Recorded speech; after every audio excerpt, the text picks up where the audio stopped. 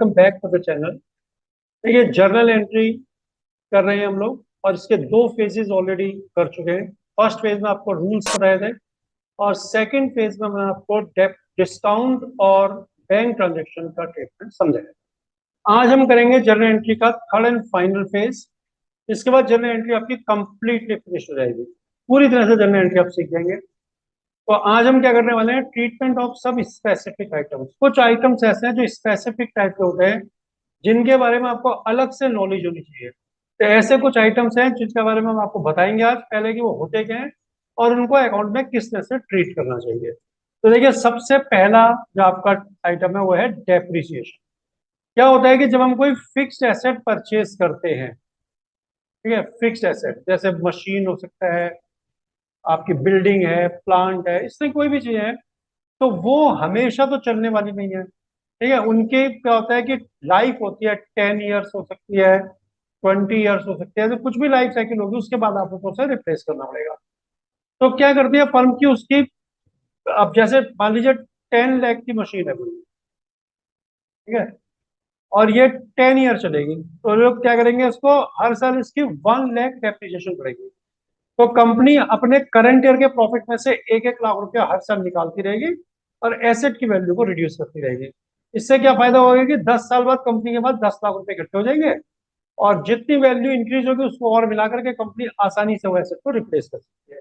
तो इसलिए depreciation provide की जाती है। होती क्या है depreciation? Slow decline in the value of fix asset. Fix asset की वैल्यू में धीमी धीमी गिरावट आना, किस कारण से? Due to wear and tear, टूट फूट के कारण से, या फिर यूज करने के कारण से, या फिर टाइम बीतने के कारण से, उसको डेप्रिसिएशन बोलते हैं। अब डेप्रिसिएशन क्योंकि एक्सपेंसेस है, एक्सपेंसेस सब डेबिट होते हैं, तो depreciation account debit to fixed asset account. जिस एसेट की डेप्रिसिएशन है उस एसेट का नाम लिखें यहाँ पर, यानी मशीन है तो मशीन लिखें और फर्नीचर बिल्डिंग है तो उनका नाम लिखें। नेक्स्ट आता है बैड डेट्स। बैड डेट्स क्या होता है बच्चों? देखिए कि बिजनेस में अगर आप कहें कि मैं केवल कैश में ही सेल करूंगा, तो फिर आपको बड़ी मुश्किल हो जाएगी काम चलाने में, कि जो बंदा आपसे कैश में परचेज करेगा वो क्रेडिट दूसरी जगह से कहां से लेगा? फिर तो वो वहीं से परचेज करेगा जहां से उसे क्रेडिट मिलेगा। तो आपको क्रेडिट में भी, यानी कि उधार में भी आपको बेचना ही पड़ेगा, नहीं तो दोनों में बेचना पड़ता है हमको, कैश में भी क्रेडिट में भी। तो क्रेडिट में अगर आपने सेल किया तो इस बार की पूरी संभावना रहती है कि थोड़ा पैसा, सब नहीं लेकिन 1%, 2% कस्टमर ऐसे हो सकते हैं जो आपके पैसे को न दें, किसी कारण से आपका पैसा डूब सकता है। तो जो पैसा इस तरह से उधार बिक्री का, क्रेडिट सेल का डूब जाता है उसे बोलते हैं बैड डेट। तो ये इरिकवरेबल होते हैं और फर्म के लिए लॉस हो जाते हैं। तो लॉसेस हमेशा आपको डेबिट करके कैंसिल करना पड़ेगा। तो लॉस का नाम यहाँ पर है बैड डेट। तब क्या करेंगे, bad debts account debit to debtor. जिस डेटर को आपने बेचा था उधार या जिससे ऐसे लेना, उसका नाम लिख करके आप कैंसिल कर देंगे।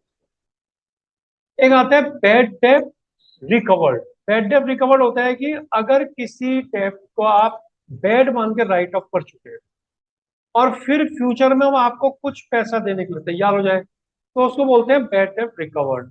यानी कि ऐसे डेट जो कि पहले राइट ऑफ हो चुके थे लेकिन अब रिकवर हो रहे हैं, उनको बोलते हैं बैड डेट रिकवर। तो ये फर्म के लिए क्लियर कट प्रॉफिट होता है।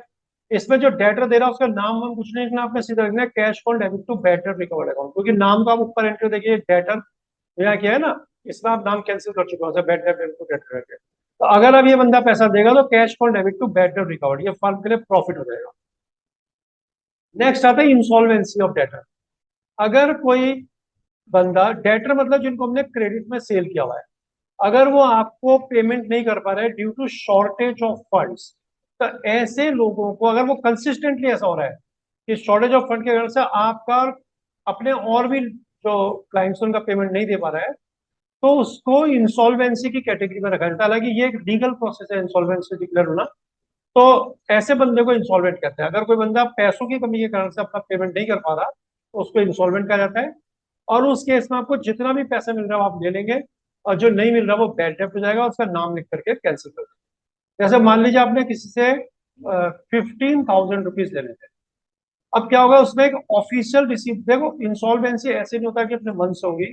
वो बंदा जिसको क्राइसिस चल रहा है वो पहले कोर्ट में पिटिशन फाइल करेगा और फिर कोर्ट अगर समझेगी ठीक तो उसको इंसॉल्वेंट डिक्लेयर करेगी। तो उसी के साथ कोर्ट क्या करेगी, ऑफिशियल रिसीवर अपॉइंट कर देगी और वो ऑफिशियल रिसोर्स बंदे की सारी एसेट टेक ओवर करेगा और बेच बाच के जो पैसा आएगा उससे अपनी फीस काटेगा और फिर बताएगा कि कितने पैसे अवेलेबल है। तो मान लो उसने कहा कि 40 पैसे इन ए रुपी आर अवेलेबल, यानी कि लाइबिलिटी बहुत ज्यादा है और पैसा कम है, तो कहेगा 40 पैसे रुपए में सपोज दे रहा हो, तो आपने 15,000 लेने थे ना, तो इसका मतलब आपको 6,000 रुपीज मिल पाएंगे, तो आप लिखेंगे कैश ऑन डेबिट 6,000, यहाँ लिख देना आप।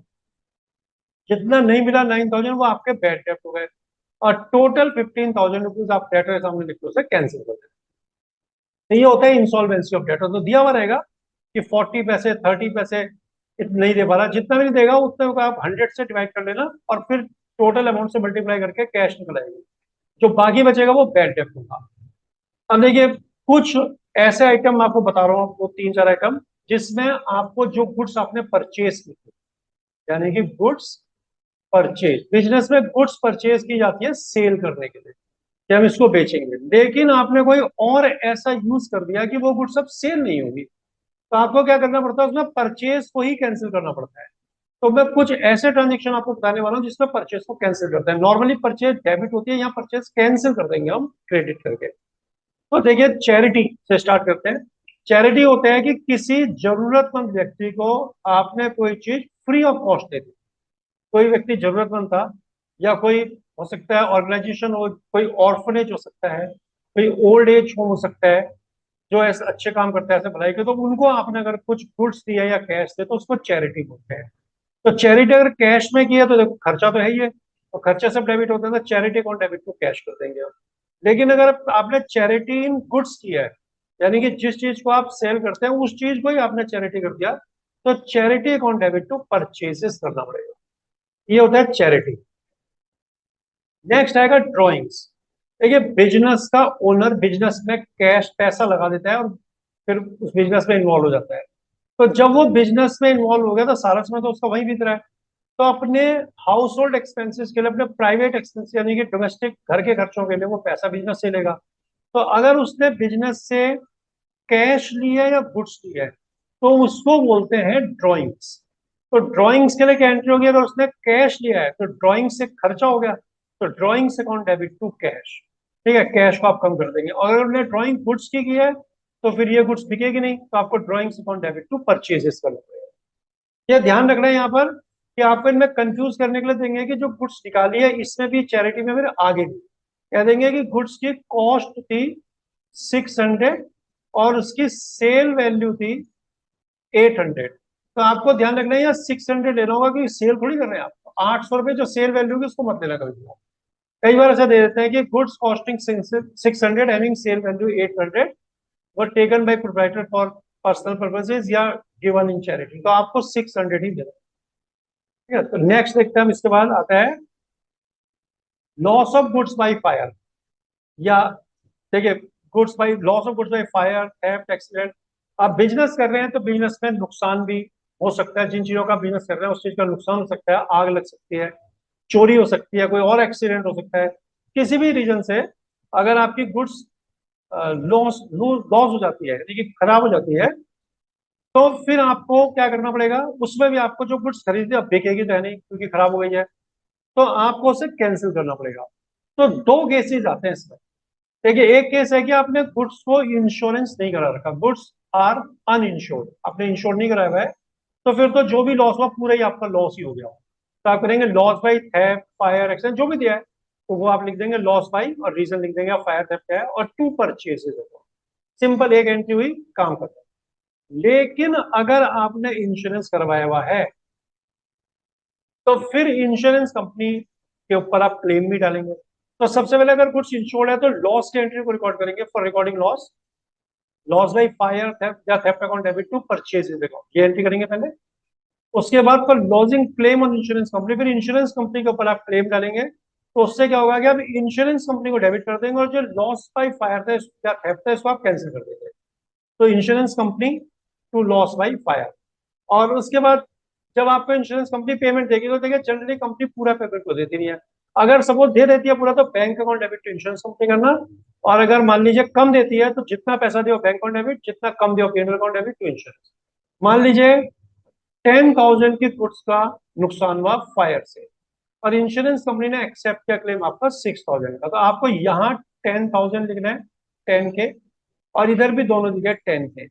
लेकिन यहाँ कंपनी ने दिया कितना आपको, 6,000, तो 6K लिखे, 4,000 कम दिया तो 4,000 यहाँ आ जाएगा, और 10K हो जाएगा, 10।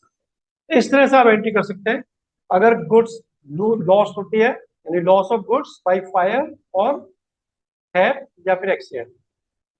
Goods given in free sample.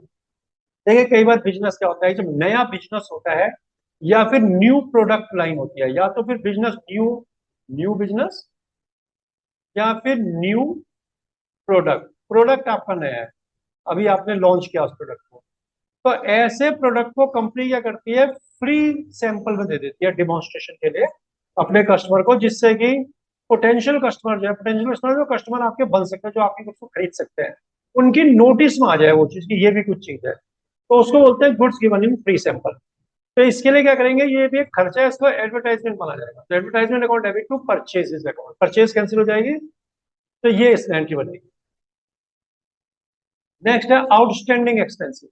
Outstanding expenses उन एक्सपेंसेस को बोलते हैं जो आपने पेमेंट के लिए ड्यू हो चुके हैं, लेकिन अभी आपने पेमेंट उनका किया नहीं है। जैसे मान लीजिए क्लर्क है, ठीक है, वो आपके पास सर्विस कर रहा है, तो जैसे मान लीजिए मई में उसने आपके पास काम कर दिया, तो उसकी 10,000 रुपीज सैलरी बनती है, तो वो सैलरी आपको देनी चाहिए जून के फर्स्ट डेट में। तो अगर आपने वो जून फर्स्ट में नहीं दिया तो आपके लिए एक्सपेंसेस आउटस्टैंडिंग हो गया हो, तो आपको एंट्री करनी पड़ेगी expenses account debit to expenses outstanding. दोनों जगह से ये एक्सपेंसेस वर्ड रिप्लेस कर देना है एक्सपेंसेस के नाम से। सपोज सैलरी आउटस्टैंडिंग है तो आपको salaries account debit to salaries outstanding account, और रेंट है तो rent account debit to rent outstanding account. तो ये प्रीपेड एक्सपेंसेस। प्रीपेड एक्सपेंसेस क्या होते हैं, ये वो एक्सपेंसेस होते हैं जो आप ड्यू होने से पहले ही पेमेंट कर देते हैं, यानी ये paid in advance before a actually becomes due to be paid. Due तो हुए भी नहीं पेमेंट के लिए, और आपने एडवांस में इनको पेमेंट कर दिया है, तो इनको बोलते हैं प्रीपेड एक्सपेंसेस। सपोज आपने किसी को कोई काम करने के लिए कहा बिजनेस में कि आप ये मेरा काम है, कोई डील है वो करवा दीजिए, तो मैं आपको इसके लिए कमीशन दूंगा, ठीक है। कमीशन डिसाइड हो गया कि आप 10,000 रुपीज जैसे कमीशन देंगे, तो आपने अपनी डील को फाइनल करने के लिए या कंफर्म करने के लिए आपने सोचा कि 8,000 रुपीज मैं आपको अभी दे रहा हूँ, 2,000 काम होने के बाद दूंगा। तो ये प्रीपेड एक्सपेंसिस हो गया, अभी आपका काम हुआ भी नहीं है और आपने एडवांस में दे दिया, तो ये क्या है, आपके लिए एसेट बन जाएगा, और एसेट सब डेबिट होती है क्योंकि ये आपको इसका बेनिफिट मिलेगा फ्यूचर में। तो एक एंट्री बनेगी इसकी prepaid expenses account debit to expenses account. तो आपने क्या करना है, जो एक्सपेंसेस वर्ड है इसे यहाँ से हटा देना है, और इसकी जगह आपने एक्सपेंसेस का नाम लिखना है। जैसे मान लीजिए कमीशन दिया है एडवांस आपने, तो आप क्या करेंगे, prepaid commission account debit to commission. Rent दिया तो प्रीपेड रेंट टू रेंट, जो भी चीज प्रीपेड की है उसका नाम यहाँ पर लिख देना है। तो ये होता है प्रीपेड एक्सपेंसेस। नेक्स्ट आता है इंटरेस्ट ऑन कैपिटल। देखिए बिजनेसमैन ने जो बिजनेस में, यानी ओनर ने जो बिजनेस में मनी इन्वेस्ट किया है उसको बोलते हैं कैपिटल। और क्योंकि बिजनेस और ओनर दोनों को दो डिस्टिंक्ट एंटिटीज माना जाता है, दोनों को अलग अलग माना जाता है, इसलिए बिजनेस इंटरेस्ट अलाउ करता है कैपिटल पर बिजनेसमैन को, कि आपने जो पैसा लगाया उस पर आपको इंटरेस्ट मिलेगा। तो ये इंटरेस्ट जो बिजनेस देगा बिजनेसमैन को, ये होता है एक्सपेंसिव, और एक्सपेंसिव डेबिट होते हैं। तो उनका नाम क्या बना, इंटरेस्ट किस तरह है, कैपिटल पर, तो आप लिखेंगे interest on capital account debit to capital account, capital में ये ऐड हो जाएगा। अगर मान लीजिए बिजनेसमैन ने 10 लाख रुपीज लगाए हैं और उसको 10,000 इंटरेस्ट मिलता है, तो 10,10,000 उसकी कैपिटल हो जाएगी, 10,000 पे बढ़ जाएगी कैपिटल उसकी। तो ये interest on capital to capital entry बनेगी इसकी। इस तरह से इंटरेस्ट ऑन ड्रॉइंग्स। देखिए बिजनेसमैन ने बिजनेस में पैसा लगाया तो अपने खर्चे के लिए निकालेगा भी वहां से पैसा। तो जो पैसा बिजनेसमैन निकालता है बिजनेस से, कैश निकाले या फिर गुड्स निकाले, उसको बोलते हैं ड्रॉइंग्स, ठीक है, वो ड्रॉइंग्स होती है। तो जब बिजनेसमैन और ओनर, देखिए बिजनेस और ओनर ये दोनों डिस्टिंक्ट माने जाते हैं, यानी कि एक दूसरे से अलग मानते हैं। In the I of business, business owner is distinct from business, business से अलग मानता है और इसके साथ ये ट्रांजेक्शन रिकॉर्ड करता है। तो जैसे बिजनेसमैन को इंटरेस्ट दिया जाता है कैपिटल पर, वैसे ड्रॉइंग्स पर इंटरेस्ट लेता है बिजनेस से। तो इंटरेस्ट ऑन ड्राइंग बिजनेस के लिए फिर इनकम हुई, क्योंकि वो चार्ज कर रहा है बिजनेसमैन से, तो इनकम क्रेडिट होती है, तो क्या कर देंगे, to interest on drawing, debit किसे करेंगे, ड्राइंग्स को, तो drawings account debit to interest on drawings को। इसके अलावा कुछ एक दो बातें आप और याद रखना, कि कोई भी एसेट जब आप परचेज करते हैं, तो जितने भी एक्सपेंसेस होते हैं एसेट को परचेज करते हैं, वो सब प्लस करते जाते हैं एसेट की वैल्यू में। सपोज आपने मशीन खरीदी 4 लाख रुपीज की, खरीदने पर आपने 10,000 रुपीज कैरेज के दिए, मतलब खरीद के लाने के, बिजनेस तक अपने 20,000 रुपीज आपने इंस्टॉलेशन के दिए, यानी उसको लगाने के, और 20,000 उसको आपने रिपेयर वगैरह के दिए अगर पुरानी मशीन है। तो आपको ये तीनों को अलग अलग नहीं लिखना है, बल्कि इसी में आपने प्लस कर देना है, और मशीन की वैल्यू ही 4,50,000 रुपीज हो जाएगी। चाहे मशीन हो, ऐसे बिल्डिंग होती है, बिल्डिंग को खरीदते समय जब आप रजिस्ट्रेशन चार्जेस देते हैं या व्हाइट मशीन वगैरह करा दिया आपने, तो जो खर्चा किसी भी एसेट को परचेज करते समय किया जाता है, उसे एसेट की वैल्यू में ही ऐड करना है, अलग से आपने उसको नहीं लिखना है। लेकिन अगर वो खर्चा बाद में किया गया, जैसे ये मशीन की रिपेयर है, आपने मशीन खरीदी 4 लाख की, और ये दोनों खर्चे आपने तुरंत करा दिए, तो 4,30,000 मशीन की वैल्यू हो गई।